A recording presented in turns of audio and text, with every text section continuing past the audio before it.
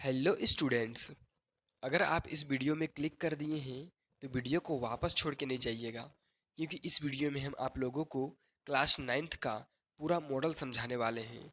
आज का इस वीडियो में हम आप लोगों को झारखंड के द्वारा यानी कि झारखंड बोर्ड के द्वारा जो 2023-24 के लिए मॉडल क्वेश्चन पेपर जारी किया गया था उसका संपूर्ण हल समझाने वाले हैं। साथ ही साथ संपूर्ण पैटर्न को समझाने वाले हैं कि किस तरीके से आप लोगों का 2025 में एग्ज़ाम होगा। जी हाँ, जैसा कि आप लोगों को पता होगा कि झारखंड बोर्ड ने एग्ज़ाम डेट निकाल दिया है क्लास नाइन्थ वालों के लिए भी, और ज़्यादा दिन एग्ज़ाम नहीं बचा है। मात्र 20 से लेकर के 22 दिन आप लोगों का एग्ज़ाम बचा हुआ है। तो सबसे इम्पोर्टेंट ये है कि आप सबसे पहले हिंदी का पैटर्न को समझ लीजिए अच्छे तरीके से। देखिए, आज की इस वीडियो में हम आप लोगों का क्लास नाइन्थ का विषय हिंदी ए का, किसका, हिंदी ए, ध्यान दीजिएगा, ठीक है। इसका संपूर्ण सॉल्यूशन कराएंगे। सबसे पहला बात कि इसके लिए आप लोगों को 40 नंबर का क्वेश्चन पूछा जाएगा, और पिछला बार भी 24 में 40 नंबर का ही पूछा गया था, और 1.5 घंटा आप लोगों को समय दिया गया था। तो सबसे पहले देखिए, यहाँ पर आप लोगों को खंड क देखने को मिलेगा, जिसमें अपठित गद्यांश एवं पद्यांश रहेगा। अपठित गद्यांश मतलब बिना पढ़े वाला, मतलब आप कभी भी पहले पढ़े नहीं रहेगा इसको। ऐसा गद्यांश भी एक देगा और एक पद्यांश, ठीक है ना। मतलब स्टोरी देगा, एक कविता देगा, दो ठो चीज़ देगा। सबसे पहले देखिए, यहाँ पर तो निर्देश दिया हुआ है। तो देखिए, निर्देश में क्या दिया हुआ है। निम्नलिखित गद्यांश को ध्यानपूर्वक पढ़कर प्रश्न संख्या 1 से 4 तक के लिए सही विकल्प का चयन करें। मतलब एक गद्यांश दिया हुआ है जो कि आप लोगों को एक बार पढ़ लेना है, ठीक है। और इस गद्यांश को पढ़ने के बाद नीचे कुछ क्वेश्चन पूछा गया है, 4 ठो, ठीक है ना। उन चारों क्वेश्चन का उत्तर आप लोग को देना है। तो गद्यांश को तो आप लोग पढ़ लीजिएगा आराम से। एक बार हम पढ़ ही लेते हैं, बहुत कम समय लगेगा। क्या कहता है। हमारे देश में कई प्रकार के त्यौहार मनाए जाते हैं। इनमें कुछ धर्म से जुड़े होते हैं तो कई नववर्ष के आगमन से जुड़े होते हैं। नववर्ष जैसे कि अभी 1 जनवरी आया है, ठीक है। फिर त्योहारों के कारण पूरा वर्ष उमंग से भरा पूरा बना रहता है। नववर्ष के आगमन के समय तो खेत खल लहलहाने लगते हैं, उनकी कटाई आरंभ हो जाती है। किसान का मन भी प्रतिफुल्लित हो जाता है। इसी प्रकार महापुरुषों की याद में मनाए जाने वाले त्यौहार हमारे मन को देशभक्त एवं गौरव की भावना से सराबोर कर देते हैं। सभी त्योहारों के लक्ष्य एक ही है। हम सभी त्योहारों को मिलजुल कर एक साथ हर्ष उल्लास के साथ मनाएं और उसमें निहित अच्छे विचारों को संपूर्ण समाज में फैलाने में मदद करें, जिससे सभी धर्मों के लोगों में एकजुटता की भावना जागृत हो सके। इस प्रकार से ये तो था आप लोगों का पैसेज, ठीक है ना। पैसेज मतलब गद्यांश। अब इसमें पहला क्वेश्चन पूछा है, गद्यांश के अनुसार किसके आगमन के समय खेत लहलहाने लगते हैं, ठीक है। तो 1 नंबर का सही आंसर आप लोग के अनुसार क्या होना चाहिए। ए में दिया है नववर्ष के आगमन के समय, बी में दिया है नववर्ष बीतने के समय, ठीक है। उसका सी में दिया है पूरे वर्ष भर, और डी में दिया है फसलों की कटाई के समय। तो एक का सही आंसर होगा ऑप्शन नंबर ए, ठीक है। नववर्ष के आगमन के समय क्या होता है, खेत लहलहाने लगते हैं। चलिए, 2 नंबर के क्वेश्चन में क्या पूछा है। गद्यांश के अनुसार हम सभी त्योहारों को मिलजुल कर एक साथ कैसे मनाते हैं। ए में दिया है कटुता के साथ, जो कि गलत है, ठीक है। बी में हर्ष उल्लास के साथ, यही ऑप्शन सही है। हर्ष उल्लास मतलब खुशी खुशी। ये आप ऑप्शन गद्यांश में भी देख सकते हैं।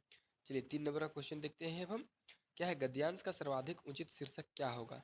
यानी ये जो गद्यांश हम लोग अभी ऊपर में पढ़े उसका उचित शीर्षक, उसका गद्यांश का नाम, अगर ये देखिए ऐसा क्वेश्चन जब भी पूछा जाएगा तो इसमें ये चीज़ पूछा गया है कि ऊपर जो हम गद्यांश पढ़े, जो कहानी पढ़े, उस कहानी का टाइटल क्या होना चाहिए, नाम क्या होना चाहिए, ठीक है। जैसे हम लोग कभी कहानी पढ़ते हैं, कहानी का नाम रहता है दो बैलों की कथा, और उसमें दो ठो बैल के बारे में रहता है। उसी प्रकार से अब यहाँ पर कहानी दे दिया है और उसका नाम बताना है एक तरह से, ठीक है।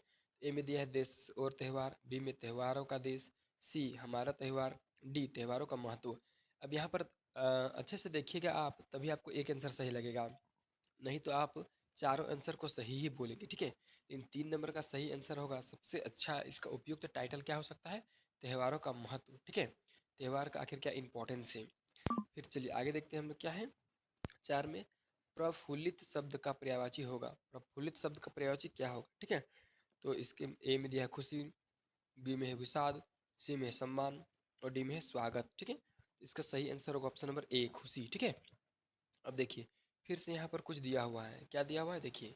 कह रहा है निर्देश, प्रस्तुत पद्यांश को ध्यानपूर्वक पढ़कर प्रश्न संख्या 5 से 8 तक के लिए सही विकल्प का चयन करें। अब देखिए, एक पद्यांश दिया है, इसको भी ध्यान से पढ़ना है और सही विकल्प का चयन करना है, नीचे जो क्वेश्चन पूछेगा उसका, ठीक है। चलिए क्या दिया है ये देखिए, पक्षी और बादल ये भगवान के ही डाक ये है जो एक महादेश से दूसरे महादेश को जाते हैं। हम तो समझ नहीं पाते हैं मगर उनकी लाइया चिट्ठियाँ पेड़ पौधे पानी और पहाड़ बचाते हैं। देखिए यहाँ पर बोल रहा है कि पक्षी और बादल भगवान का डाकिया है, भगवान का मैसेंजर है, मैसेज पहुँचाने वाला है, ठीक है, जो एक देश से एक महादेश से दूसरे महादेश चले जाते हैं, ठीक है। और हम तो इसका बात को नहीं समझ पाते हैं, लेकिन उनका जो लाई चिट्ठिया है वो पेड़ को, पौधों और पानी को, पहाड़ को बचाती हैं, ठीक है। आगे देखिए क्या दिया हुआ है, हम केवल यह आंकते हैं कि कि एक देश की धरती दूसरे देश को सुगंध भेजती है। हम लोग सिर्फ यही अंदाज़ा लगाते हैं कि एक देश का जो धरती है वो दूसरे देश को सुगंध भेजती है। चलिए अगला देखिए, 5 का क्वेश्चन क्या है, पक्षी और बादल को किस रूप में बतलाया गया है। ए में है डाकिया, बी में है धरती, सी में है खुशबू और डी में है देश। तो 5 का सही आंसर हो जाएगा आप लोगों का ए डाकिया, ठीक है। चलिए 6 में क्या है, एक देश से दूसरे महादेश कौन जाते हैं। देखिए ए में क्या दिया हुआ है, फूल और पत्ते, ठीक है। ए में क्या है, फूल और पत्ते, बी में है पेड़ और पौधे, सी में पहाड़ और पानी और यहाँ पर डी में देखिए क्या दिया हुआ है, पक्षी और बादल, ठीक है ना, पक्षी और बादल। और यही आंसर आप लोग का सही है, 6 का डी, ठीक है। चलिए 7 में क्या है, सुगंध में कौन सा उपसर्ग होगा। देखिए उपसर्ग भी आप लोगों को पढ़ना होगा, ठीक है। 7 का सही आंसर होगा ऑप्शन नंबर बी, सु होगा, ठीक है ना। सुगंध में कौन सा उपसर्ग होगा, सु। चलिए अब 8 नंबर क्वेश्चन देखिए क्या है, पद्यांश का उचित शीर्षक क्या हो सकता है, ठीक है। ए में है प्रकृति के संवाहक, बी है देश और महादेश, सी है पानी और पहाड़, डी है पेड़ और पौधे, ठीक है। तो 8 नंबर का सही आंसर होगा ऑप्शन नंबर ए, प्रकृति के संवाहक। अब देखिए खंड आ गया आप लोगों का ख, क्या आ गया, खंड ख, ठीक है, जिसमें व्याकरण पूछा है, ठीक है ना, व्याकरण से क्वेश्चन है। 9 नंबर, संख्यावाचक विशेषण की पहचान करें। सबसे पहले आपको यहाँ पर विशेषण पढ़ना है, क्या पढ़ना है, व्याकरण। अभी अब जब देखेंगे व्याकरण का क्वेश्चन तो आप लोगों को पता चलेगा कि व्याकरण में कौन कौन सा चैप्टर, कौन कौन सा पॉइंट आप लोगों को पढ़ना है। तो सबसे पहले विशेषण आप लोगों को पूरा अच्छे तरीके से पढ़ लेना है, विशेषण से क्वेश्चन आता है, ठीक है। चलिए 9 नंबर में क्या है, तो 9 नंबर पूछा संख्यावाचक विशेषण की पहचान करें। तो इसका सही आंसर होगा ऑप्शन नंबर ए में दिया है लाल टोपी, बी में गोल चश्मा, सी में अच्छा आदमी और डी में दो बैल। तो संख्या यहाँ पर क्या है, दो है, दो क्या है, संख्या है, तो ये हो जाएगा संख्यावाचक विशेषण, ठीक है। चलिए अब अगला क्वेश्चन चलते हैं हम लोग, 10 नंबर में जाते हैं। 10 नंबर क्या है, विज्ञान शब्द में इक प्रत्यय लगाने से नया शब्द क्या बनेगा। देखिए यहाँ पर आप लोग को प्रत्यय भी पढ़ना है, क्या पढ़ना है, प्रत्यय। इससे भी एक नंबर का क्वेश्चन आएगा। तो विज्ञान में अगर हम लोग इक लगा देंगे तो क्या हो जाएगा, ए में दिया है विज्ञानी, बी में दिया है वैज्ञानिक, सी में वैज्ञानिक और डी में वैधानिक। 10 का सही आंसर होगा ऑप्शन नंबर सी, वैज्ञानिक होगा, क्या होगा, वैज्ञानिक। चलिए अब 11 नंबर का क्वेश्चन देखते हैं। 11 में पूछा है, इनमें से सरल वाक्य का उदाहरण कौन सा है, ठीक है। यहाँ में से कौन सा सरल वाक्य का उदाहरण है। ए में देखिए यहाँ पर क्या दिया हुआ है, तो ध्यान से देखिए, ए में है जोर जोर से वर्षा हो रही है, बी में है वर्षा हो रही है और बिजली चमक रही है, सी में है मोहन ने कहा कि कल वर्षा होगी, डी में है वर्षा हो रही है तथा लड़के खेल रहे हैं। तो 11 का सही आंसर है ऑप्शन नंबर ए, यही जो है सरल वाक्य है, जोर जोर से वर्षा हो रही है। बाकी सब में डबल डबल सब डबल डबल मीनिंग वाला है, वर्षा हो रही है और बिजली चमक रही है, डबल वाक्य है। मोहन ने कहा कि कल वर्षा होगी, डबल वाक्य है, ठीक है। उसी प्रकार से वर्षा हो रही है तथा लड़के खेल रहे हैं, यहाँ भी डबल है। चलिए इस तरह से 11 नंबर हो गया।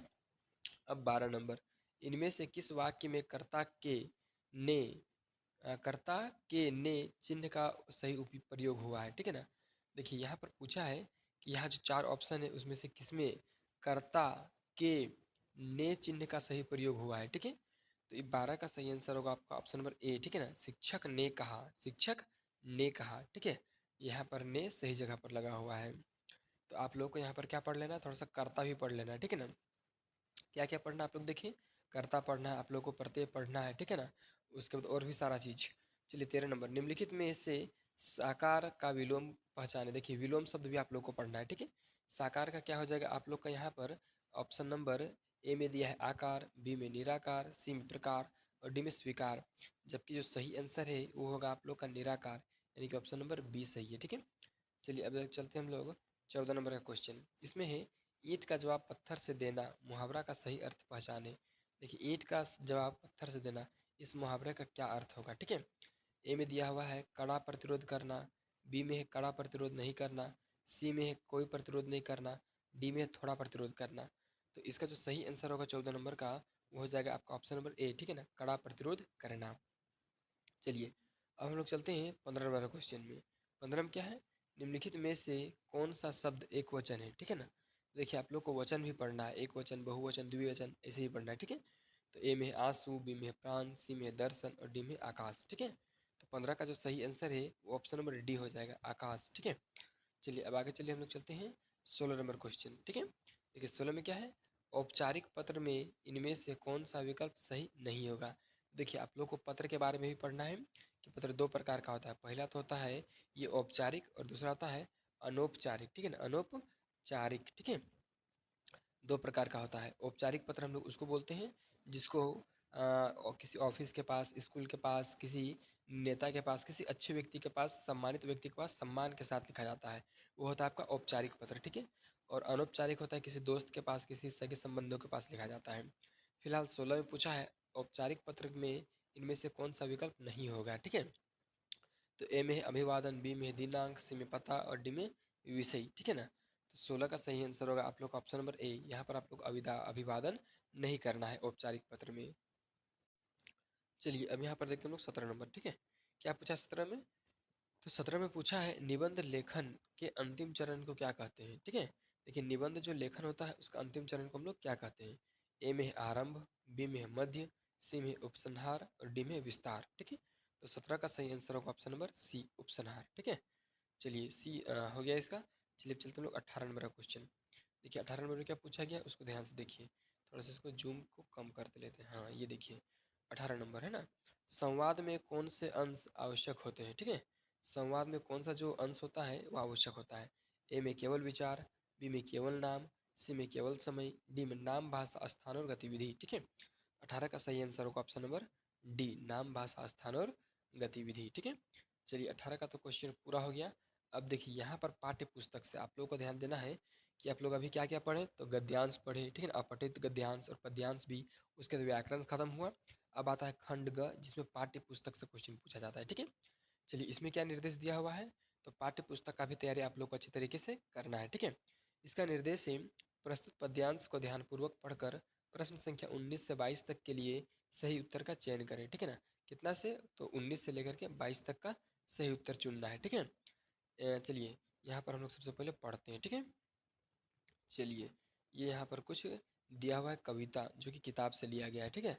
क्या है, एक काले माथे वाली चतुर चिड़िया श्वेत पंखों के झपाटे मार फौरन टूट पड़ती है भरे जल के हृदय पर एक उजली चटुल मछली। उसके बाद चलिए आगे देखिए क्या दिया हुआ है यहाँ पर, तो चोंच पीली में दबाकर दूर उड़ती है गगन में, ठीक है ना। इस प्रकार से कुछ यहाँ पर कविता आप लोग का दिया हुआ है। चलिए कविता का पहला यानी कि 19 का क्वेश्चन क्या बोल रहा है, चिड़िया के माथे का रंग कैसा है। तो ऊपर में भी तो अभी आप लोग देखें कि चिड़िया का माथे का रंग कैसा है, तो काला है, ऑप्शन नंबर ए सही होगा, ठीक है। चलिए अब आगे चलते हैं हम लोग 20 नंबर क्वेश्चन। देखिए 20 में क्या है, कवि ने चतुर किसे कहा है, ठीक है। तो कवि ने चतुर यहाँ पर किसको कहा है, तो चिड़िया को, यानी कि ऑप्शन नंबर बी सही होगा, ठीक है। चलिए अब आगे चलते हैं 21 नंबर, ठीक है। तो ये क्या है, चिड़िया मछली को किस तरह पकड़ती है, ठीक है। ए है दौड़कर, बी गोता लगाकर, सी डुबकी लगाकर और डी झपाटे मारकर। तो 21 का सही आंसर होगा आप लोगों का ऑप्शन नंबर डी, झपाटे मारकर पकड़ती है, ठीक है। चलिए अब हम लोग चलते हैं 22 नंबर का क्वेश्चन। गगन का पर्यायवाची नहीं होगा, ठीक है ना, कौन सा नहीं होगा गगन का पर्यायवाची। ए में है आकाश, बी में है नभ, सी में है वसुधा और डी में है आसमान, ठीक है ना। तो यहाँ पर गगन का पर्यायवाची कौन वाला नहीं है वो पूछा है, ठीक है। तो इसका सही आंसर आप लोग का हो जाएगा वसुधा, ऑप्शन नंबर सी, ये गगन का पर्यायवाची नहीं है, ठीक है। चलिए अब फिर से आगे आप लोग का 23 नंबर, उससे पहले कुछ निर्देश। निम्नलिखित प्रश्नों के सही विकल्प का चयन करें। डायरेक्ट सही विकल्प का चयन यहाँ पर करना है आप लोग को, ठीक है ना। ये डायरेक्ट सही विकल्प का चयन करना है जिसमें किताब से सवाल पूछ रहा है। तो इसमें क्या पूछा है, सख्या एवं संबद्ध पाठ के आधार पर दिए गए पदों और उनके तत्समक रूप दिए गए हैं, इनमें गलत विकल्प का चयन करें। देखिए सबसे पहले आप लोगों को ये जानना है कि आप लोगों को तत्समक भी सीखना है, ठीक है ना। ए में दिया है पखा पखी पशु पसी, बी में है अनंत और अनंत, सॉरी अनंत अनंत, सी में है निरपक्ष निष्पक्ष, डी में है दूहू या दोनों, ठीक है। अब देखिए 23 का जो सही आंसर होगा वो होगा ऑप्शन नंबर ए, ठीक है ना, पखा पखी पशु पक्षी, ठीक है ना। ये क्या है, तो यह सखिया, ठीक है ना, और संवाद पाठ के आधार पर तत्समक रूप है, ठीक है ना। इनमें से गलत विकल्प का चयन करें, और यही वाला आप लोगों का गलत है, ऑप्शन नंबर ए वाला। बाकी सब ए सॉरी बी सी और डी ये तीनों सही है, ठीक है। चलिए अब देखते हैं हम लोग 24 नंबर का क्वेश्चन। इसमें क्या पूछा है, तो पूछा है कि वाक पाठ के आधार पर निम्नलिखित में से कौन सा वाक्य सही है, ठीक है ना। देखिए वाक एक पाठ था, ठीक है ना। वाक पाठ के अनुसार, देखिए यहाँ पर वाक पाठ के अनुसार दिया और ऊपर में संवत, ठीक है ना। तो वाक पाठ के अनुसार कौन सा सही है, ठीक है ना, कौन सा वाक्य। ए में क्या दिया है, भव सागर पार करने के लिए कवित्री प्रभु भक्ति को आवश्यक नहीं मानती। बी में है भोग और त्याग के बीच मध्यम मार्ग अपनाना चाहिए। सी में है कवित्री उत्तराई के रूप में रुपये देना चाहती है। और डी में है कवित्री के अनुसार ईश्वर स्थान विशेष का वासी है, ठीक है। इस प्रकार से इसका ऑप्शन दिया हुआ है। तो 24 का सही आंसर जो होगा वो होगा ऑप्शन नंबर बी, ठीक है ना। भोग और त्याग के बीच मध्यम मार्ग अपनाना चाहिए, ठीक है, यही सही है। चलिए अब अगला देखते हैं हम लोग को 25 नंबर, ठीक है। 25 क्या है, तो 25 में है केदी और कोकिला कविता के अनुसार मोहन के व्रत द्वारा किसकी ओर संकेत किया गया है, ठीक है ना। देखिए केदी और कोकिला ये जो कविता है इसके अनुसार मोहन के व्रत द्वारा जो है वो किसके संकेत किया गया है, ठीक है। ए में है श्री कृष्ण की ओर, बी में है मोहनदास करमचंद गांधी की ओर, सी में है केदी की ओर, और डी में है कोयल की ओर, ठीक है, इस तरह से। तो 25 का सही आंसर होगा option number B, Mohandas Karamchand Gandhi की ओर से, ठीक है। चलिए अब आगे चलते हैं हम लोग 26 नंबर का क्वेश्चन। देखिए इसमें क्या है, तो मेघ आए कविता के अनुसार धूल किसका प्रतीक है, ठीक है। धूल किसका प्रतीक है, ए में है युवक का, बी में है युवती का, सी में है पाहुन का, और डी में है नदी का, ठीक है। 26 का सही आंसर हो जाएगा आप लोग का ऑप्शन नंबर बी, युवती का, ठीक है। अब देखिए 26 तक तो आप लोग कॉल सॉल्यूशन कर लिए। अब देखिए जैसे 27 नंबर पर पहुँचेंगे वैसे ही नीचे क्या दिया हुआ है, देखिए निर्देश। प्रस्तुत गद्यांश को पढ़कर प्रश्न संख्या 27 से 30 तक के लिए सही उत्तर का चयन करें। देखिए जितना भी अभी हम पढ़ रहे हैं वो सब सारा किताब का आ रहा है, ठीक है ना। और एक चीज़ आप लोग को याद रखना है कि किताब से जितना भी क्वेश्चन पूछा जाएगा वो न्यू एनसीईआरटी बुक के अनुसार पूछा जाएगा, ठीक है ना। ओल्ड एनसीईआरटी बुक अभी नहीं चलेगा। और यहाँ पर अब किताब से एक गद्यांश दिया हुआ है जिसको पढ़ करके आप लोगों को इसका उत्तर लिखना है नीचे का, ठीक है, 27 से लेकर के। तो चलिए फिलहाल चलते हैं आगे। क्या है, गधे को कभी कभी क्रोध करते नहीं सुना होगा, ठीक है ना। गधे को कभी क्रोध करते नहीं सुना नहीं सुना नहीं देखा। जितना चाहे गरीब को मारो, चाहे जैसी अम, खराब सड़ी हुई घास सामने डाल दो, उसके चेहरे पर कभी असंतोष की छाया भी न दिखाई देगी। वैशाख में चाहे एकाध बार कुल्लेख कर लेता हो, पर हमने तो उसे कभी खुश नहीं होते नहीं देखा। उसके चेहरे पर एक विषाद अस्थायी रूप से छाया रहता है। सुख दुख हानि लाभ किसी भी दशा में उसे बदलते नहीं देखा। ऋषि मुनियों के जितने गुण हैं, यानी कि इसमें ऋषि मुनि के जितना गुण है वे सभी उनमें पराकाश क्या दिया है, पराकाष्ठा से पहुंच गए हैं। पर आदमी उसे बेवकूफ़ कहता है। सद्गुणों का इतना अनादर कहीं नहीं देखा, ठीक है। देखिए यहाँ पर गधा के बारे दिया हुआ है, ठीक है। तो इस तरह से ये चैप्टर सेम लिया गया है। और इसमें 27 नंबर का क्वेश्चन पूछा है गधा कैसा प्राणी है। तो आप लोगों के हिसाब से क्या होना चाहिए, आप लोग इसका आंसर कमेंट कीजिए और इसका आंसर हम आप लोग को बता देते हैं। 27 का सही जो आंसर है वो होगा सहनशील। जो गधा है वो सहनशील होता है, ठीक है। गधा को गधा समझना गलत बात है। चलिए अब देखिए 28 नंबर क्वेश्चन। क्या है, गधे में ऋषि मुनियों का कौन सा गुण पाया जाता है। ए में है सुख दुख से में समान भाव से रहने का, बी में योग साधना का, सी में परोपकार का, और डी में विद्वता का, ठीक है ना, विद्वता का। तो 28 का सही आंसर हो जाएगा आप लोगों का ऑप्शन नंबर ए, ठीक है ना, सुख दुख में समान भाव से रहने का। चलिए अब चलते हम लोग 29 नंबर क्वेश्चन चलते हैं। देखिए 29 में क्या है, तो गधे को आदमी क्या समझता है, ठीक है। तो गधे को आदमी ऑप्शन नंबर बी बेवकूफ़ समझता है, ठीक है ना, क्या समझता है, बेवकूफ़। 30 में क्या है, गद्यांश के अनुसार विषाद का अर्थ होगा, विषाद का क्या अर्थ होगा, ठीक है ना। ए में है सुख, बी में है खुशी, सी में है दुख, और डी में है गुनी, ठीक है। तो 30 का जो सही आंसर होगा वो आप लोग का होगा दुख। क्या होगा, दुख, ऑप्शन नंबर सी सही होगा इसका। चलिए अब आगे चलते हैं हम लोग, निर्देश देखते हैं अगला नंबर का। क्या है, निर्देश। निम्नलिखित प्रश्नों के सही विकल्प का चयन करें, ठीक है। 31 में क्या है, लहासा की ओर पाठ में लेखक के सहायात्री का नाम क्या था? ठीक है, देखिए ल्हासा की ओर एक पाठ है, कविता है, ठीक है ना, ल्हासा की ओर। इसमें जो लेखक के सहयात्री थे, ठीक है ना, यानी कि दोस्त थे, उनका क्या नाम था?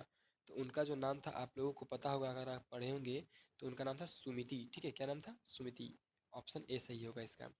चलिए अब चलते हैं हम लोग 32 नंबर का क्वेश्चन। ठीक है, देखिए 32 में क्या है, तो इसमें है सांवले सपनों की याद पाठ के अनुसार साइलेंट वैली कहाँ स्थित है? ठीक है, सांवले सपनों की याद एक दिया हुआ है, कविता है, ठीक है ना, सांवले सपनों की याद।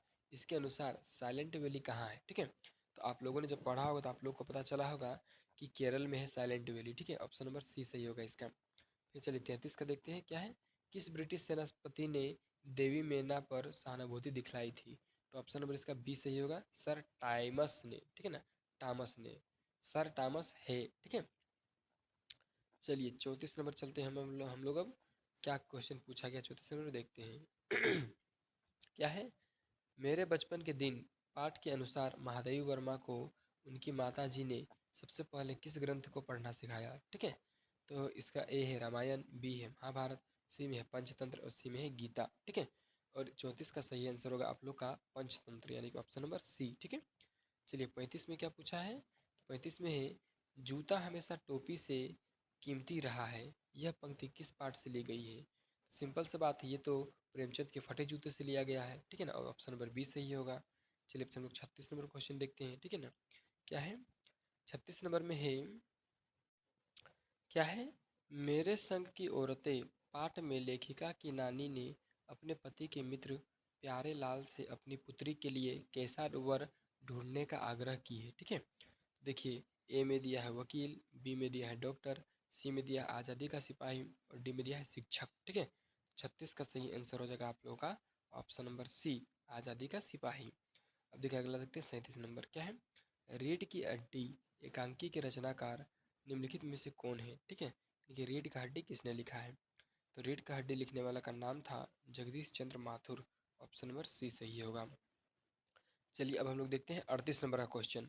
38 में क्या है, तो रीढ़ की हड्डी एकांकी में विवाह योग्य कन्या का नाम क्या है? ठीक है, ए में है उमा, बी में है प्रेमा, सी में है रमा, सी डी में है रीमा। ठीक है, 38 का सही आंसर होगा ऑप्शन नंबर ए। ठीक है, उमा है। चलिए 39 में क्या है, निम्नलिखित में से किस पाठ में विस्थापन का दर्द है? ठीक है ना, विस्थापन का दर्द किस चैप्टर में है? ए में है रीढ़ की हड्डी, बी में है मेरे संग की औरतें, सी में है माटी वाली, डी में है किस तरह आखिरकार में हिंदी में आया? ठीक है, तो 39 का सही आंसर होगा ऑप्शन नंबर सी, माटी वाली। ठीक है, चलिए ये तो हो गया। अब चलिए देखते हैं हम लोग 40 नंबर का क्वेश्चन। 40 में क्या है, माटी वाली पाठ में किस शहर का वर्णन है? ठीक है, ए में है टिहरी, बी में है कोलकाता, सी में है हरिद्वार और डी में है पटना। ठीक है, 40 का सही आंसर होगा ऑप्शन नंबर ए, टिहरी। ठीक है, इस प्रकार से हम आप लोगों को 2025 में आने वाले बहुत सारा इंपॉर्टेंट क्वेश्चन आप लोग को हमने करवाया है। तो अगर आपको ये वीडियो अच्छा लगा है तो जल्दी से वीडियो को लाइक कर दीजिए, चैनल को सब्सक्राइब कर दीजिए और वीडियो को शेयर कर दीजिए। और ये जो पैटर्न है आप हमेशा दिमाग में लोड कर लीजिए, 20-22 दिन के बाद आप लोगों का एग्ज़ाम है, तो जल्दी से लोड कर लीजिए, शेयर कीजिए।